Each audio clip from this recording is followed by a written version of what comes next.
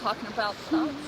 Hey guys, Steph and JoAnne here, and we help people like you create a life that you absolutely love. Look at that, how's that for a backdrop? We have the ocean, the palm trees, coffee, JoAnne, and Steph. And today's topic is all about your thoughts. You are not your thoughts, and how we can step into the seat of observation and the feeling body. So let's kick this off with a little conversation about thoughts and thinkings and dreams. Something that I love to chat about is when we have dreams, is to really just step into how did you feel in the dream, and not getting too caught up in analyzing them and thinking and staying in the head, but really just stepping into how did you feel, and moving from a place of the feeling body. So JoAnne actually teaches meditation and she teaches asana, and her new practice and business is connecting the two. So I'm gonna let JoAnne have a little hot seat here and chat about this, as it's her zone of genius and topic all around meditation and all observing, stepping into that seat of observation and the feeling body. And thanks, Steph, such a great lead in. I love talking about your body mind and how thoughts actually do connect to feelings. And sometimes when we have feelings, emotions that come on really rapidly, frustration, anger, sadness, or even happiness, elation, the wide range of emotions. There's a bunch of emoticons. What do you call them? Emojis. Emojis out there that kind of ask you, how are you feeling today?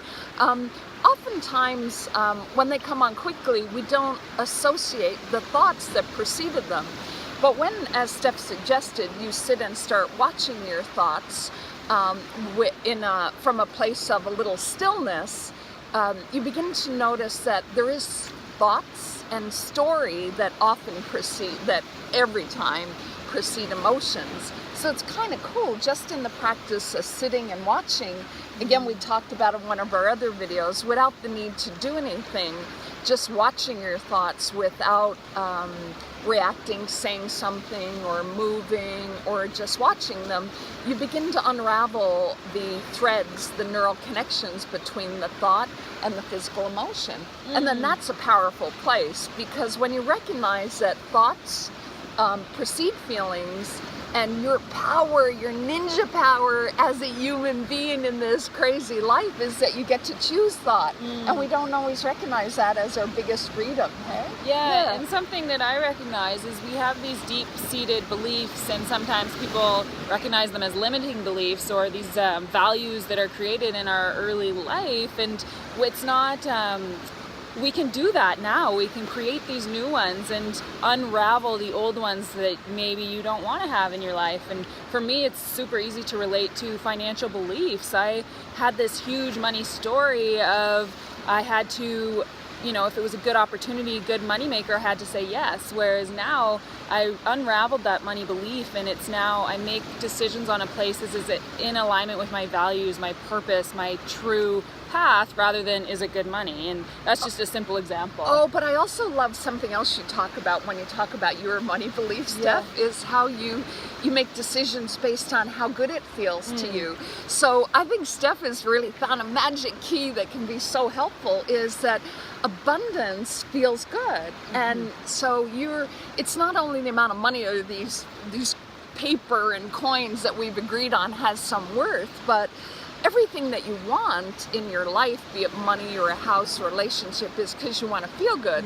So Steph has decoded in her process that to her, and she teaches people how to do this, that to start choosing abundance as a good feeling. And when you say, no, I don't do that anymore, it didn't feel right, but this feels really good to me, so I'm going to go with that work because it feels like fun, right? And you yesterday found that key. On the beach we were chatting, and it's easy to get wrapped up into the how-to of how we're going to get there, and we actually got tripped up and started laughing, and we said, what are we doing? Let's talk about how that would feel to sell out of our programs, how that would feel to win $4 million. JoAnne's cousin just won $4 million in the lottery in Newfoundland. How it would feel to have you guys watching this and go, yeah, that makes sense to me. It would just feel delightful and fun, which is all of the feelings we want in the selling out of things. So we're like, why wait?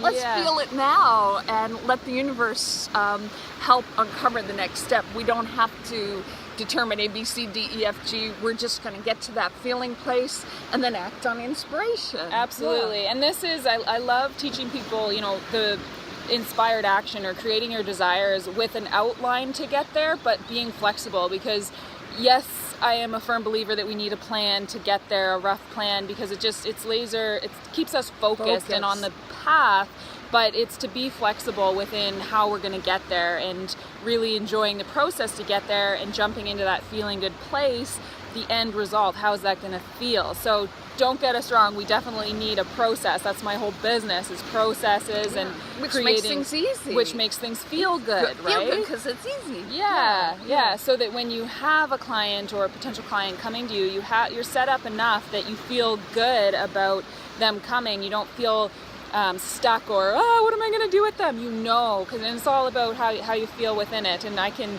relate to this all too well with my last business. I didn't really have a process, and it was hard. I didn't know how to take people on. I would get, messages, and I was a little bit resentful. But now when I get people coming to me for free advice, I'm fired up because I know exactly how I can serve them without burning myself out. Yeah. And again, it's coming back just to that feeling and how do you feel. So, yeah, that was really cool yesterday. We got wrapped up in the, how are we going to do it? How's We it should going have recorded that. Yeah. And then it's all of a sudden, wait a minute. So here's the cool thing I love, Steph. You can kind of trick your body. I love these simple mind-body hacks, that make it easier, like mini processes. So when you step into a new place or doing something new, we had other videos that talked about it can be a scary place, right? Because you haven't done it before, your body is like wanting to protect you in a safe place, and you want to step out to somewhere new.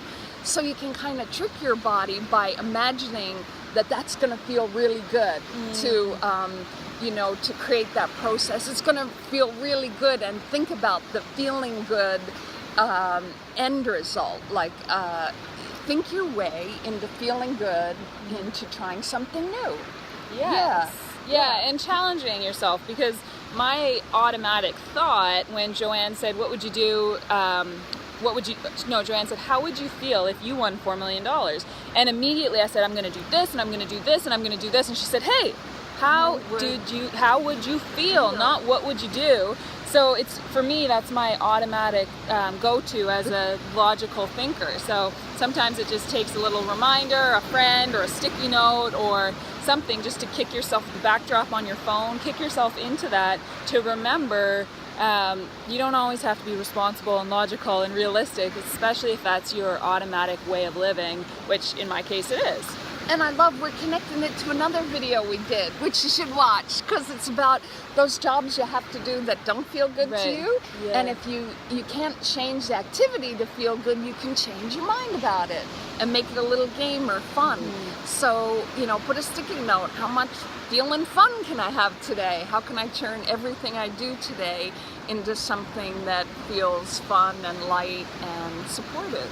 Yeah, that's cool. I love that. So something that you guys can do in your everyday life is really just ask that question of how do I feel? And sometimes it's icky and sticky and you don't want to go into feelings, and it doesn't have to be this crazy elaborate thing or feeling. It's just subtle shifts of noticing and then either accepting it or changing what you're doing. And an easy example would be doing the dishes. I used to be doing the dishes, scrubbing the dishes, all angry. And how bad is that for my body? I know that stress kills, cortisol kills. So now when I notice that I'm tense, I'm doing the dishes, I laugh. I either stop doing the dishes or I focus on the breath, and I actually use that as a little meditative activity to be comfortable in a state that I normally wouldn't want to be in. And it just gets you comfortable in these bigger situations of growth. And yeah. I didn't, when you were talking about that in the other video, I didn't share with you my meditation teacher, Ben Williamson, who passed, I think it's 5 years ago now, such a great teacher to me. He used to tell me, I used to go meditate with him when my kids were young, and I was frustrated with my job and my husband and my to-do list. And he used to tell me, if you're peeling the carrots and you're feeling angry, put them down and go buy the McDonald's. It'll be better for them. So what he's basically saying is the energy of what you're feeling is transferred into what you're doing. Absolutely. And he was basically saw that I was frustrated and feeling, and he didn't want to transfer that energy to my children. And he said, really, it'll be better for you to go get them fast food if the people preparing it feel good. It's that important. But it's important to you to feel good, but it's also important to everyone you interact, everyone that's surrounding you, that you love, your children, your friends, that you feel good. Absolutely. Because feeling good is the work. Feeling good is the work. Thanks for joining us, guys. Thanks, we guys. are here in Kona and the big island of Hawaii, and JoAnne is taking off today, so farewell to JoAnne. Our next videos will be coming to you from Canada. Or maybe around the world. We've got some other trips planned, so stay tuned, subscribe, the little button down here, subscribe to our channel, share with your friends, and come join us in the links below. It's our free community groups. Mine is Work Smarter, Not Harder. JoAnne and I are in there rocking it with this digital nomad, work from anywhere kind of lifestyle. So come join us. We can get you live for the first time with our free challenge. And come join JoAnne's group if you've got pains in your body, Mind Body Solutions, where we take pain to pleasure, where we enjoy the life, and because you got stuff to do, right? It's not about living in the pain, it's about moving through it and loving your life. Loving your life. And we want that for you, all of you. We want you to start enjoying your life and loving it and living to your fullest. Yeah. Awesome. I'm Steph, this is JoAnne, and we help people like you create a life that you absolutely love. Bye, bye, bye. Bye, bye. Check this out. Steph, get in front of that ocean. Waves. Woohoo! Bite, bite, bite.